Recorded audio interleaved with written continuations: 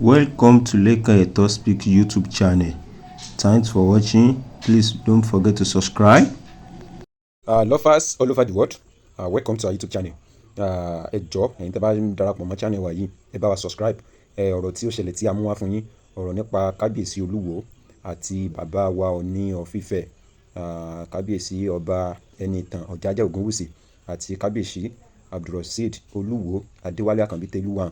So update yẹn ni a ní ká mú wá fún ẹ̀yin tí ẹ jẹ́ viewers wa. So a rí i pé kábíyèsí Olúwo wọ́n jáde síta, wọ́n sọ̀rọ̀ nípa àwọn nǹkan tó ṣẹlẹ̀ ní àárín àwọn àti bàbá Olúwo àti ìyàwó tí wọ́n fẹ́ tẹ́lẹ̀ tí ó lọ. Gbogbo wa la mọ̀ wípé kábíyèsí Olúwo wọ́n fẹ́ ìyàwó kan tẹ́lẹ̀. Controversy náà wáyé ńgbà yẹn wípé yẹn kò yẹ kí kábíyèsí ó gbé adé lé ìyàwó lórí, something like that ṣá.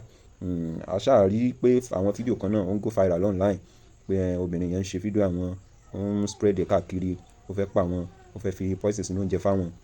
Gbogbo àwọn ọ̀rọ̀ yìí ni kábíyèsí Olúwo ni wọ́n sọ nínú fídíò. So ẹ̀yin tẹ́ bá jẹ́ viewers wa, à ń rọ̀ yín, a fẹ́ jẹ́ kẹ́ ẹ farabalẹ̀, kẹ́ ẹ bá wa fi ọkàn bá fídíò yìí lọ.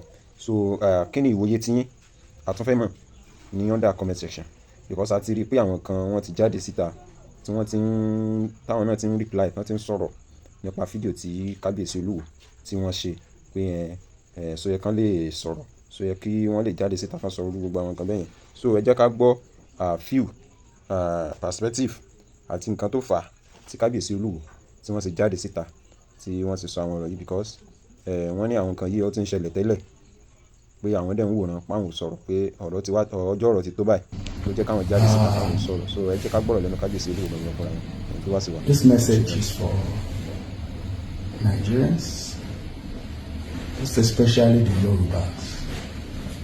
I'm saying this because I want other Nigerians to know.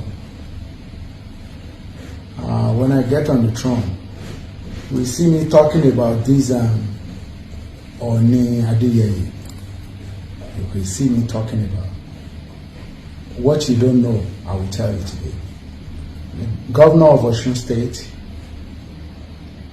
commissioners, and all.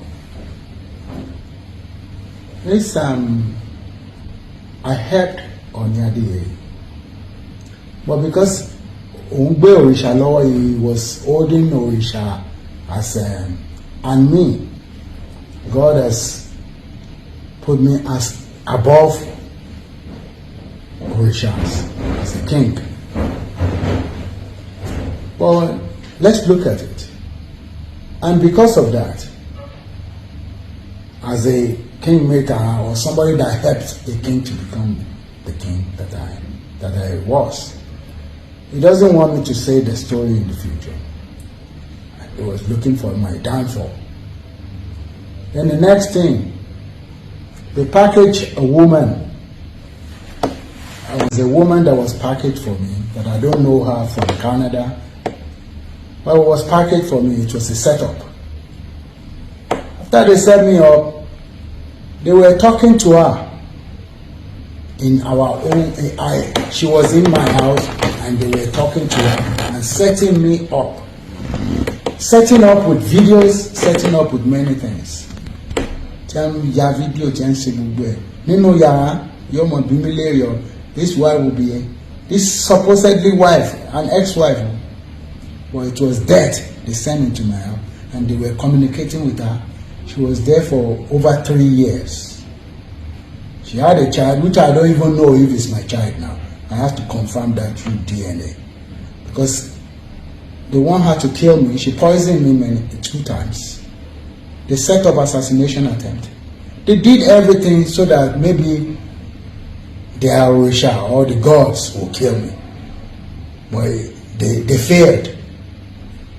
After I kicked this woman, when I found out the secret and I kicked this woman out, it was this Ooni Adeyeye Enetogunwusi that asked him, what was the lady doing with him in the hotel?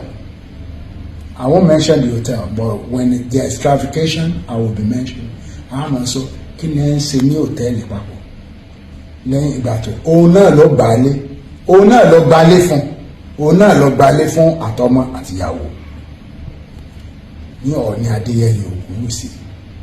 Ẹ wá ní mò ń sọ̀rọ̀ tó bá jẹ́wọ́ ni ìyàwó tó fẹ́ pàwọ̀, ẹ̀yin ọmọ Yorùbá o, tó bá jẹ́wọ́ ni tó bá jẹ́yìn ni ìyàwó tí wọ́n set sínú ilé ẹ̀ tó wá pa ọ́ tí ò rí ọ pa,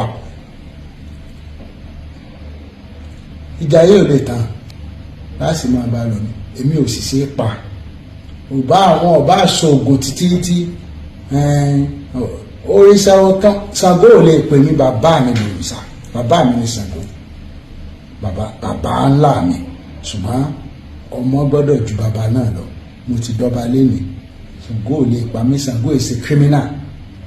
Ògún ò lè pa mí, Ògún is a criminal. Àwọn bàbá ńlá wa ni they are not criminals, so they won't be killing their children. Ògún àti Ṣàngó ìpààyàn, Ọlọ́run ọba Olódùmarè nìkan ló mọ̀ gbàtẹ́yìn. Kọ́ máa gbógun tò, kọ́ máa ṣe ogun wọ́n ní Ọọ̀ni ó suspend mi, Ọọ̀ni lè suspend mi lọ́ba. Paramount ruler ó suspend another paramount ruler. So ojú mi lọ ní àgbáwò àbó fipò ojú mi lọ. Yamba sẹ́ẹ̀tì 1 2 3 ní Ọ̀ṣun, kò ṣe pé àwọn paramount rulers wọn ò kàn lè kó gbogbo wa sí number 1 ní àwọn tá a jẹ́ náà paramount rulers. So kó ń kálukú lọ máa ń pé n ti ń bẹ lẹ́yìn ọ̀fà ó jòjì lọ. Bẹ́ẹ̀ bá ti ṣebi sí mi níjọ lẹ́yìn nígbà òun ṣéun àmọ́ wò ó níjọ iwájú àwọn wà máa sọ gbogbo ohun tí wọ́n ti ṣe ilẹ̀ ìlànà sọ yìí yọ̀ọ̀dà fún yín ọ̀rọ̀ tó ń bọ̀ lẹ́yìn ilé. Ṣùgbọ́n tó bá jẹ́wọ́ ni ṣé wọ́n gbà rẹ̀ àbí náà ní ẹjọ́ ń lọ ní ẹjọ́ ń gbé ní ẹjọ́ ń sin gbogbo ẹ̀. Lovers all over the world, ọ̀rọ̀ ni a ti gbọ́ lẹ́yìn ẹ̀kúnrẹ́rẹ́ ní ẹnu kábíyèsí Olúwo tí wọ́n ti sọ̀rọ̀ síta ẹ̀. Wọ́n pe gbogbo àwọn tán jẹ́ commissioners, gbogbo àwọn tán jẹ́ governors, gbogbo àwọn ọmọ orílẹ̀-èdè Nàìjíríà náà ni wọ́n pè pé kán bá wọn tẹ́tí sí nǹkan táwọn sọ síta ẹ̀, pé kí wọ́n dẹ̀ bá wọn fi sọ́wọ́, kán bá wọn fi pamọ́, kán bá wọn keep records, because wọ́n tún sọ̀rọ̀ náà pé ọ̀rọ̀ lọ́balọ́ba pé wọ́n fẹ́ Detrone àwọn nǹkan kan pé àwọn jọjọ jẹ́ paramount ruler ni. So gbogbo ẹ̀ náà, gbogbo update yẹn náà ni a ní ká mú wá fún yín kẹ́ fi lè mọ bó ṣe ń lọ, because lórí ìkànnì wa yìí ẹ kẹ́ ti mọ̀ pé update lọ́lọ́kan òjọ̀kan náà ni a máa mú wá. So ẹ̀yin tẹ́ bá ṣẹ̀ darapọ̀ mọ́ channel wa, ọgbọ́n òye information àwọn kan tó jẹ́ history gbogbo ẹ̀ náà la máa mú wá lórí YouTube channel wa. So a rọ̀ yín ẹ bá wa subscribe, kẹ́ ẹ bá wa tan notification bell yín, so that anytime tá bá ti drop àwọn nǹkan, tá bá ti drop update, so YouTube máa lè notify yín. So ẹ ṣé gan ni, I appreciate support yín so far. So we love you all. Thanks for watching.